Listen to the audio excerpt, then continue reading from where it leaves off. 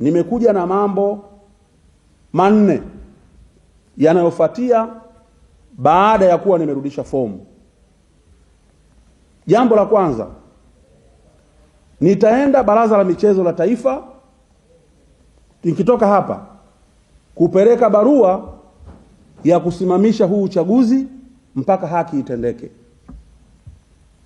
Leo ndio mwisho wa kurudisha fomu. Wale wote ambao walikuwa blocked, manake hawakufanikiwa kuweza kurudisha fomu ambazo zenye endorsement. Tukisema kwamba tunaendelea na uchaguzi, tafsiri yake ni kwamba Mheshimiwa Rais anaingia kwenye boksi akiwa mgombea pekee. Jambo la pili, ninakusudia kumpeleka kamati ya maadili rais wa TFF. Ndiyo, ni rais wa TFF, lakini haimaanishi kwamba hastahili kuwajibika kwa maadili yaliyopo katika mpira. Rais wa TFF anatakiwa kuwa ndio mfano. Hatakiwi kuwa na doa hata kidogo. Anatakiwa kuwa ndio mfano wa kutekeleza maadili yote yanayostahili katika mpira.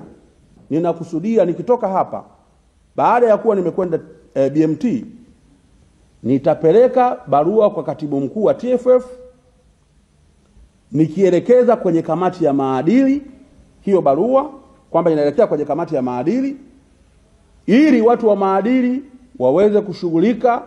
Jambo la tatu, tunayo kamati ya rufaa ya uchaguzi kwa mujibu wa kanuni za uchaguzi ambazo mpaka sasa ndio tunazifuata. Kamati ya rufaa ya uchaguzi kazi yake ni kusikiliza rufaa kutoka kwa wadau wakiwepo wagombea pale wanapoona kuna tatizo limetokea. Hapa mimi ninaona kuna tatizo limetokea. Tatizo la matumizi mabaya ya madaraka. Sio hilo tu.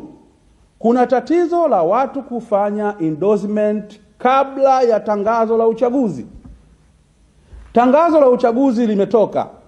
Endorsement zimeshakamilika. Hawa wagombea wengine watapata endorsement wapi? Kwa hiyo nitampeleka Mheshimiwa Rais kwenye kamati ya maadili na kamati ya rufaa ya uchaguzi ili ziweze kufanya kile kinachostahili pamoja na BMT ambayo nimeieleza.